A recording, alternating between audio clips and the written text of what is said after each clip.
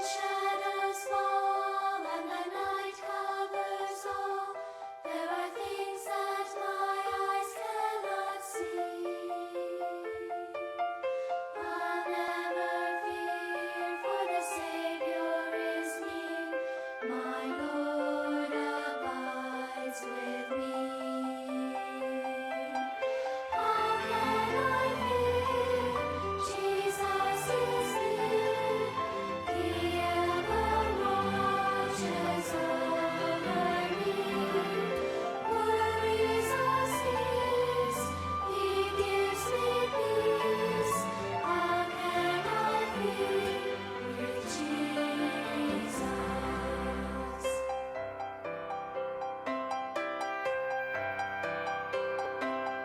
Jesus is King, He controls everything.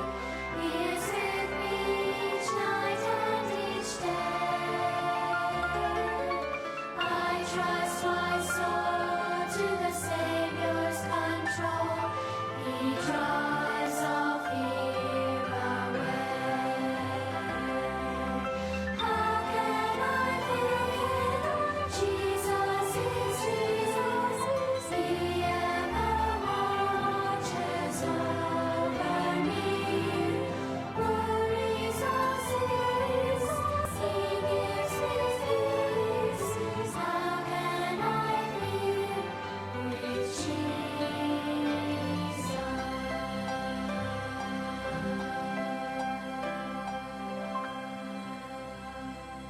A blessed morning to everyone, wherever you are, ano man po yung ginagawa ninyo.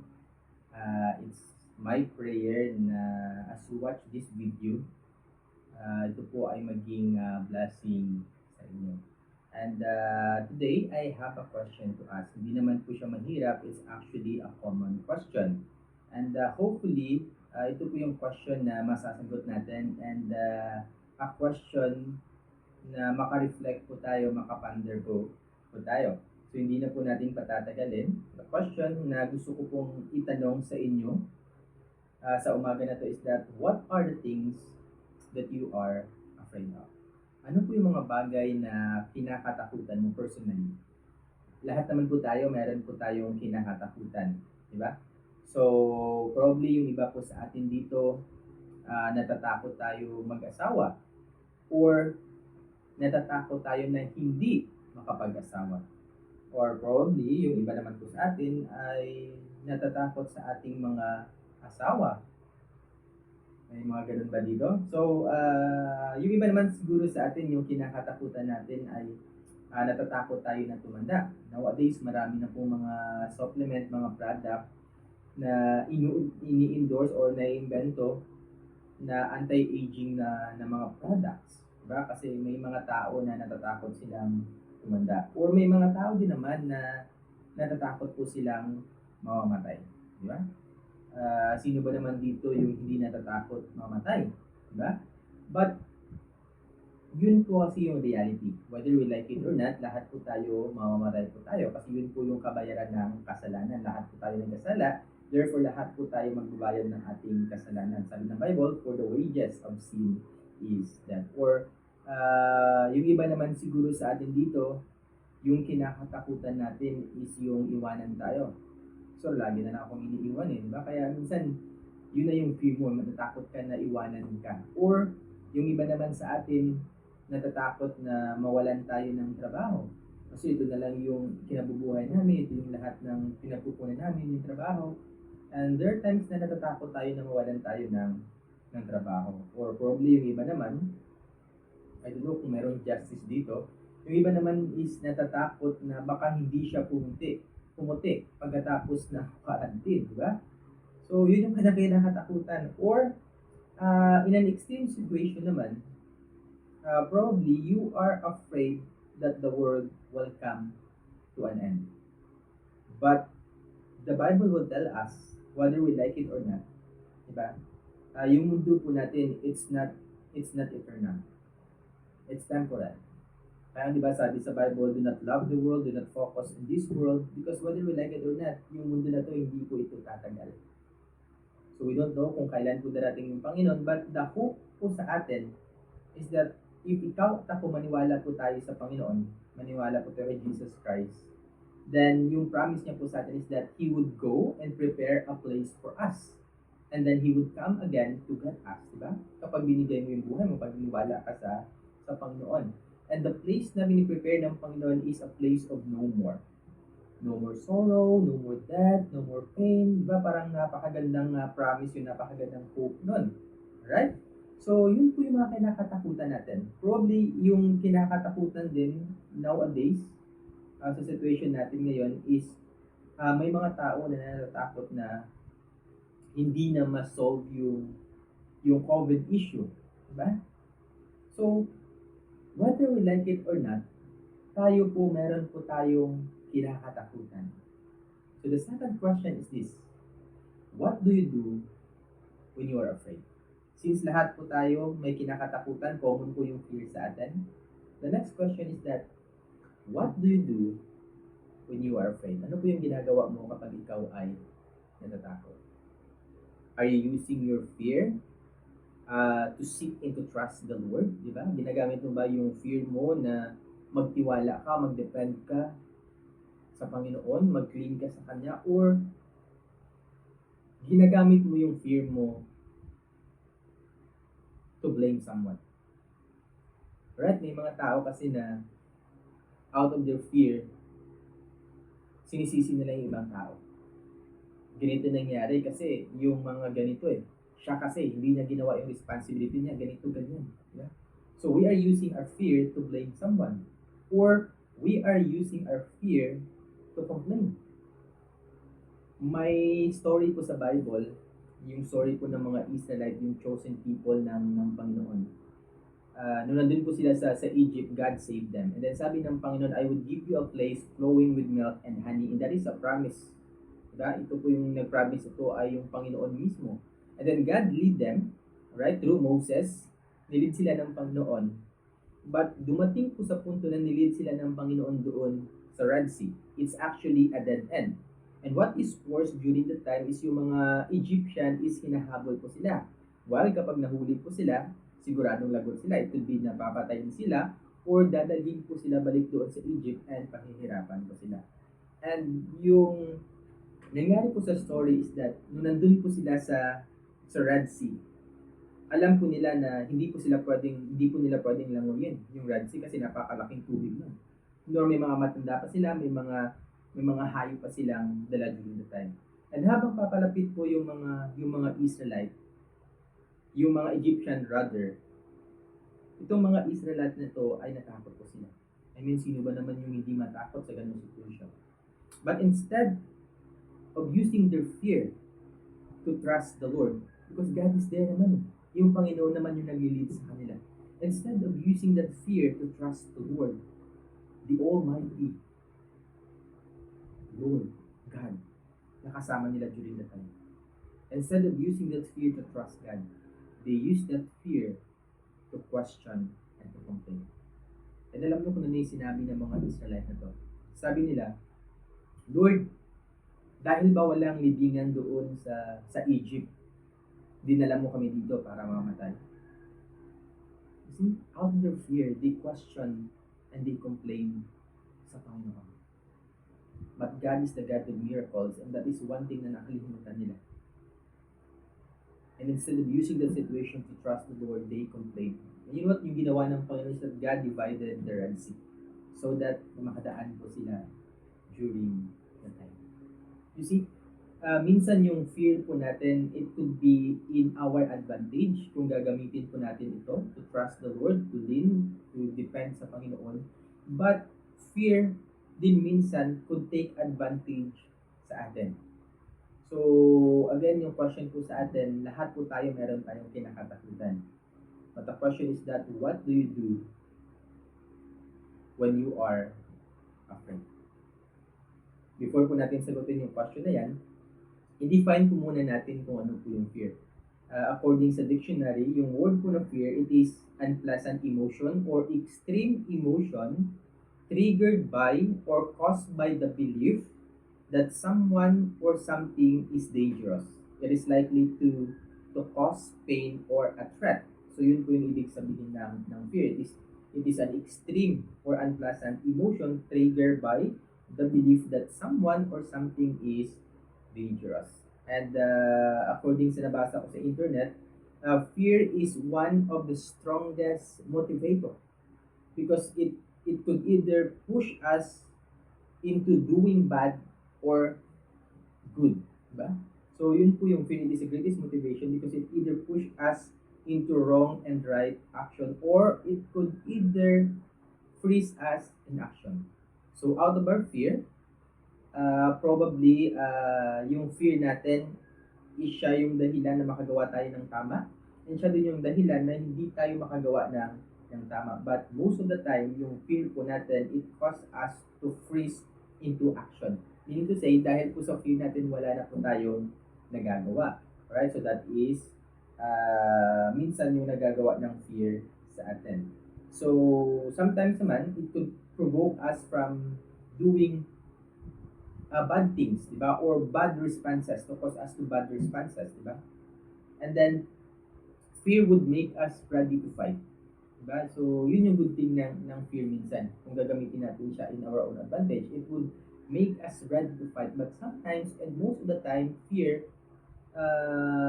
make us ready to sleep. Di ba? So, yun nga sinabi natin kanina, to freeze us in action. So, it could either cause us to obey or mag-disobey. It would either cause us to trust or to doubt. It could either cause us to praise or to complain. So, yun po yung nagagawa ng fear sa ating buhay. So, if you have your Bible with you, meron po ditong story, dito po yung pag-aralan natin sa umaga na to. 2 Chronicles chapter 20, actually whole chapter po siya, but babasahin lang po natin yung isang verse dito. 2 Chronicles chapter 20 verse 15, and he said, "Listen, all Judah and the inhabitants of Jerusalem and King Jehoshaphat. Thus says the Lord to you, do not fear or be dismayed because of this great multitude, for the battle is not yours, but God." And may God bless the reading of His Word as we continue sa araw na to. Now, yung nangyari po dito, just a short background na po no, sa context na binasa po, yung story or verse na binasa po natin kanina, is yung mga Moabites and then yung mga Ammonites and then yung mga katabi nila dito is they gathered together to make war with Judah and King Jehoshaphat. Na si King Jehoshaphat, siya po yung leader ng Judah during the time ng mga Israelite. And yun po, no? Ito po yung makita po natin sa story na to, na hindi po pala madali na ikaw ay maging isang leader. Whenever na yung isang nation would face a crisis, yung isang person po na talaga affected is the leader. That's why po tayo, no, we need to pray for our president because we know sa situation po natin ngayon, siya po talaga yung mostly na affected dito kasi lahat ng burden na sa kanyang balikan. So let's do pray for him. So going back sa ating pong binasa kanina, yung mga Moabites and then the people of Ammon and yung mga neighboring country, they gathered together to make war. According po dito sa verse 1, now it came about after this that the sons of Moab and the sons of Ammon together with the sons of Meunites came to make war against Jehoshaphat. And then verse 2, then some came and reported to Jehoshaphat saying, a great multitude is coming against you. Now, kung tatanungin po natin gaano po ba ka-severe yung situation, well, the Bible would tell us na yung mga nations na to nagsanib puwersa sila just to face one nation, and that is Judah, one tribe. Diba? So, if you are the king during the time, magiging masaya ka ba kasi gano'n yung kalaban mo, isang nations lang, nahihirapan ka na. Diba? And actually, kung titingnan po natin yung situation na to, yung Judah and King Jehoshaphat, kakagaling lang nila sa isang war. And parang munti ka na silang hindi makaligtas doon. So, meaning to say, marami pa silang casualty during that time. And then, yung mga nations na to, they gathered together to make war. So, ma-imagine po natin kung gaano po ka-severe yung situation during the time because the Bible will tell us that a great multitude gathered together to make war with King Jehoshaphat. Diba? So, ganun po ka-extreme yung kanyang situations. And meron po dito mga responses na pwede po nating gamitin whenever we are confronted with fear. The good thing about King Jehoshaphat is that he uses his fear in his own advantage. Diba? So, ginamit niya yung fear niya. So, ano ba yung response ni Jehoshaphat? So, meron po tayong tatlong makita dito. So, number one, kung titingnan po natin in verse 3, Jehoshaphat was afraid and turned his attention to seek the Lord. Diba? So, makita po natin na si Jehoshaphat, when he narinig niya na mayroong great multitude na nag-gather together na makipagyera sa kanya, actually natakot po siya. And not just him, even the entire nations actually. But the good thing about this king is that the first thing, diba? The first thing na ginawa niya is that he seek the Lord. Diba? I mean, bakit hindi niya ginawa na, pumuna tayo, pag-usapan natin kung kaya ba natin talunin yung great multitude na to, pag-usapan natin yung manpower natin, pag-usapan natin yung weapon, pag-usapan natin yung defense. No, hindi niya po ginawa yun. The first thing that he did when he was afraid is that he used his fear to seek the Lord. So the first thing po na makita po natin dito is that he allowed his fear to drive him to seek the Lord. Diba? Ginamit niya yung fear niya to drive him to seek the Lord. Diba? So again, sinabi nga natin kanina, why not na hindi muna sila magkaroon ng meeting? Diba? But he realized that wala po siyang magagawa. And what he did is that he used his fear to drive him to seek the Lord. So in the face of crisis, diba? In the face of crisis, he did not look to himself, but rather he looked outside of himself, diba? Hindi niya tiningnan kung ano yung magagawa niya, kung kaya niya bang i-manage, diba? Hindi niya uh, tiningnan yun in his own ability, diba? So in the face of crisis, he did not look to himself, but he looked outside. Because kung titingnan po natin what we have, diba? What we have is limitations. What we have is weakness. What we have is inability. What we have is failure. No rather na yung ginawa po ng person na to, ng king na to, is that he did not look to himself because alam niya na meron siyang weakness. And yun yung first reason kung bakit natakot yung king na to. So instead of using his fear to complain, to murmur, to blame someone, he uses his fear to drive him to seek the Lord. And he did not look to himself, but rather he looked outside, diba? So outside of us is a God who is all powerful, a God who is eternal, and a God who is sufficient, diba? So yun po pala yung pwede natin gawin. Whenever we are confronted with fear, the first thing po na gawin natin is that to use our fear to drive us to seek the Lord. Diba? So, ikaw po ano po yung ginagawa mo whenever you are afraid, diba?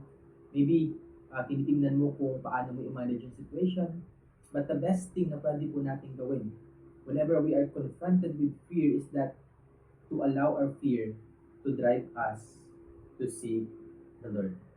Diba? So yung common mistake po ng mga natin minsan is that we try to manage the situation. But the good thing about this king is that he realized that he cannot manage the situation.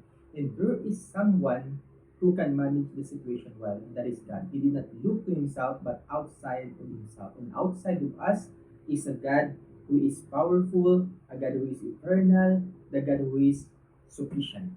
Huh? So I hope and I pray na ganun din po yung gagawin natin. Whenever we are confronted with fear, use that fear to drive us to seek the Lord. So, yun po yung first response. And second response, diba?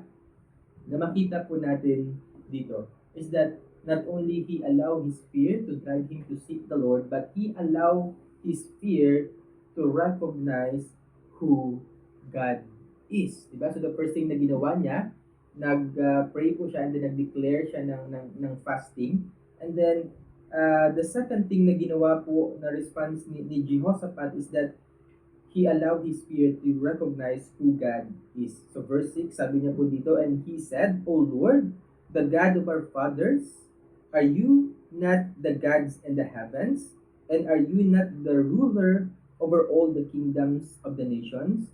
Power and might are in your hand, so that no one could stand against you. So he recognized kung sino po yung Panginoon. The first thing na sinabi ng king na to, O Lord, the God of our Father. Diba? So he recognized that God is the covenant-making God. He recognized that God is faithful. Lord, you are the God of our fathers. You have been faithful to them. You are true to your word. Diba? So he recognized in the face of crisis, in times na natatakot po siya, he recognized who God is. And God is a covenant-making God. That whatever things na sinabi ng Panginoon sa kanyang salita, He will see to it na gagawin niya po yun. And that's the first thing na na-recognize ni Jehoshaphat. Lord, you are a faithful God. So that's why he said, Lord, you are the God of our fathers. And secondly, sabi niya dito, in verse 6, sabi niya, you are the gods in heaven, di ba? It simply means, Lord, na-realize niya and na-recognize niya, Lord, you have the universal authority. Meaning to say, pwede mong gawin kung ano man yung mga bagay na nag-please sa'yo. Diba? Whether, every time na mag-pray tayo, lagi po natin ilagay sa isip natin na i-inline po natin yung prayers natin sa will ng Panginoon. Because He is the God of the heavens and He will do whatever things glorify Him the most and whatever things na para sa Kanya mas mag-glorify siya. Diba? So yun yung sinabi dito ni King Jehoshaphat, Lord, you are the God of our Father, you are a faithful God, and secondly, you have the universal authority. And not only that, he also recognized that God is the ruler of all kingdoms. Sabi niya dito, you not ruler over all the kingdoms of the nations. Di ba, Lord, ikaw din yung rulers over all the kingdoms. It simply means, Lord, you are the King of kings and you are the Lord of lords. Diba? So ito yung na-recognize ng king na to. And not only that, sabi niya rin dito in the last phrase, power and might are in your hand. So that no one could stand against you. So not only that, recognize that God has the universal authority, that God is faithful, that God is the ruler of all kingdoms, but he also recognized that power and might are in the hands of God. And ano pa yung sabi niya? Because of that might, because of that power, then no one could stand against you. It simply means Jehoshaphat recognized that God's power is unequal. It is infinite, di ba? And it is not limited, na walang finite creature na pwedeng mag-stand, na pwedeng i-compare sa Panginoon na to. He cannot be stopped, di ba? So yun yung pag-recognize niya, Lord, you are a powerful God. Power and might are in your hands, so no one could stand against you. Di ba? Sabi sa Romans, if God be with us, who can be against us? Diba? So whatever crisis, Lord, diba, I recognize that you are far greater in this crisis, in this situation that we are facing. And yes, Lord, natatakot ako, but I believe that I have a faithful God. I have the God who has universal authority. I have a God who is a ruler over all kingdoms. And I have a God who is power is infinite, it is unlimited. Diba? It cannot be compared to any finite creatures. Diba? So he uses his fear to drive him to seek the Lord. And he uses his fear to recognize who God is. Diba? Yes, lahat po tayo, meron po tayong kinakatakutan. Pero kapag naiintindihan po natin, na-recognize po natin kung sino yung Panginoon sa buhay natin, then whatever it is na hinaharap natin, diba? We can be sure that God is able and God is capable. Sabi po sa Luke 1:37, for with God nothing shall be impossible. And that is the God that you and I are serving. That is the God na nag-care po sa atin. So whenever we are confronted with fear, then allow that fear to recognize who God is. Lord, sino ba talaga yung may control? And I know that you are. You are much greater than the crisis, the situation, or the things na kinakatakutan ko. You are much greater sa mga bagay na ito. And the third response na makita po natin sa life ni Jehoshaphat is that he allowed his fear to stop him from doing what he cannot do and allow him to see what God can do. You know, there are times po kasi na ini-insist po natin yung sarili nating way, thinking that we can do something. But we need to realize na hindi lahat ng situation meron po tayong magagawa. We need to realize that there are things na hindi natin kayang gawin. We need to realize na merong mga bagay na hindi natin kayang i-accomplish. We need to realize na may mga problems na hindi natin kayang bigyan ng solusyon. We need to realize na may mga situation na hindi po natin kayang kontrolin. We need to realize that there are battles in life that we cannot win. That's why sabi po dito, allow your fear to stop you from doing what you cannot do.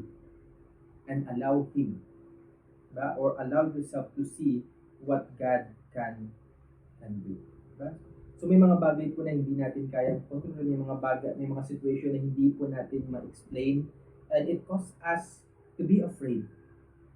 It causes us to be afraid, but to be afraid, it's a good thing, di ba? It's a good thing because in this kind of situation, nare-realize natin kung sino ba talaga yung Diyos. Di ba? Sa mga bagay na hindi natin ma-explain, sa mga bagay na hindi natin makontrol, sa battles na hindi natin mapanalo, doon po natin minsan mas nare-realize kung sino ba talaga and ano ba yung kayang gawin ng Panginoon. So fear could stop us from doing what we cannot, but it gives God the opportunity to showcase what He can do. Diba? So yun po yung nagagawa ng fear. It stops us from doing what we cannot do, but it gives God the opportunity to showcase what He can do. So if you know yung story ni Lazarus, di ba? Yung sinasabi nila na friend ni Jesus, so namatay siya during the time, but God allowed him na ilibing muna siya for 4 days before si Jesus Christ dumating. Diba? So nung dumating si Jesus Christ, everyone is crying, and then sabi ni Jesus Christ, I am the resurrection and the life. But no one believes him, even Mary and Martha during that time. So hindi sila naniwala that Jesus Christ is the resurrection and the life. Diba? And dun po natin makita yung famous verse that Jesus wept. So the reason that Jesus Christ wept, it's not because na namatay si Lazarus, but because people around him do not believe that he is the Son of God. So may mga ganung situation po sa buhay natin na minsan naniniwala po tayo sa Panginoon, pero minsan hindi tayo naniniwala kung ano yung kayang gawin ng Diyos na to. Yun, pag sinabi po natin Diyos, wala pong imposible sa Kanya. So fear could stop us from doing what we cannot, but it give God rather the opportunity to showcase what He can do. And yung prayer ko is that may our fear, diba, would give God the way to show to us kung ano yung mga bagay na capable yung Diyos na to. And I hope na pray na gamitin po natin yung fear natin to stop us from crying and let God do what He can do in our situation. So, may mga times po sa buhay natin that God would lead us or would lead us rather to a cliff, sa isang dead end, diba? And sa mga situation na to, simply God would just show us that He is the God of impossible. He would lead us to a dead end just to show us that He could make a way when it seems there is no way, because there is nothing impossible sa Panginoon. So kung may mga bagay po na hindi mo ma-explain, hindi mo makontrol, and natatakot ka, it's a good thing. But allow your fear to stop you from doing what you cannot, and allow Him, or allow God to do what He can. Alright? So in the things po na kinakatakutan mo, yung question po ulit sa atin is that ano po yung ginagawa mo? In the things that you are afraid of, what did you do? Diba? Sa mga times na hindi mo ma-explain, ano po yung ginagawa mo? So sabi po dito, especially yung testimony ni David, when times that I am afraid, you know what yung sabi ni David, I will trust in you. Sa time na ako ay natatakot, Lord, magtitiwala ako sa iyo. The times could come that we are in a situation that is out of our control, in a situation that pressure us, in a situation that cause pain, in a situation that threaten us. Ano po yung ginagawa natin? Sabi po dito sa Philippians chapter 4 verse 6 to 7, sabi niya dito, do not worry over everything. Bawal po tayo mag-worry because you can always go to God for the things that worry you, for the things that pressure you, for the things that threaten you. Diba? Huwag kang mag-worry because you could always go to God. And alam niyo po kung ano yung promise ng Panginoon if you do that. Sabi niya, and the peace of God, which transcend all understanding, which surpass all understanding, will guard your heart. Diba? So, kung meron pong situation sa buhay mo na feeling mo na pressure ka, hindi mo ma-explain yung situation, hindi mo ma-control, and it causes you to be afraid, then sabi po dito, it's okay. Just go to God. Diba? For the things that worry you. Because sabi po sa Revelations chapter 1 verse 7, sabi niya dyan, do not be afraid, I am the first and the last. Meaning to say, yung story po natin, tapos na po ito sa Panginoon. Diba? So, ano po yung gagawin natin? Let God control us rather than yung fear yung mag-control po sa atin. Sabi po sa Proverbs 29, and we will close with this. Sabi po dito sa Proverbs 29 verse 25, the fear of man bring a snare. Pag sinabi po natin snare, it means a trap or a captive, diba? Something that hold us, diba? Something that frees us. The fear of man brings a snare, but he who trusts in the Lord will be exalted. Diba? Yes, may mga bagay po na hindi natin makontrol, may mga situations na hindi natin ma-explain, even in future natin, hindi po natin alam kung ano mangyayari sa atin, but we know who controls everything, di ba? We know kung sino po yung may control, and that is God. And yes, meron po tayong fear sa buhay po natin. We have some fears in our life, but fear makes us, or may our fear make us to trust God. May mga bagay na hindi natin maintindihan, situation na hindi natin ma-explain, may mga limitations po na meron tayo. But through these limitations na meron tayo, mga bagay na hindi natin makontrol, it would cause us to stop from trying and allow God. Diba? Kasi meron tayong limitation, as we said kanina, but God has no limitation. And out of this limitation, out of this uncontrolled situation na meron tayo, then mas nakikita pa natin clearly kung ano yung nagagawa ng Panginoon na meron tayo. Alright, so again, the question is that what are the things that you are afraid of? Ano yung mga bagay na kinakatakutan mo? And ano yung ginagawa mo with that fear? Are you using it to trust God? To seek God? Are you using it to recognize kung ano yung pwede magawa ng Panginoon? Are you using it to stop you from trying and allow God? So I hope and I pray na yung tatlong lesson na ito would help us. That whenever we are confronted with fear, it's okay to be afraid. But use that fear in your own advantage. And I hope na naging blessing po yung salita ng Panginoon. Let us pray. Lord, salamat po sa itong time na kapag-aral po kami ng salita. And it's really my prayer that this person, Panginoon, na nanonood ng video, nakarinig na yung salita, I just pray, Father, that you would bless his heart, Father, and make him realize kung sino ka talaga sa kanyang buhay, Panginoon. And yes, Father, may mga situations na hindi po namin ma-explain. May mga battles, Panginoon, na minsan it makes us exhausted, and minsan parang it's hard for us to win this battle. But may, Panginoon, sa mga battles na to, na-realize po namin, Panginoon, that we have a God who is capable. So all we have to do, Father, is to put our trust in you. So yung prayer ko po, Panginoon, is that tulungan mo kami, Panginoon, to always seek you in times of these situations sa aming buhay, and may that you would bless your word sa aming mga puso sa mga ganun. Ito po yung isang talangin sa pangalan ni Jesus. Amen. Alright, maraming salamat po sa pakikinig, and may His word is naging blessing po sa atin. God bless po sa atin.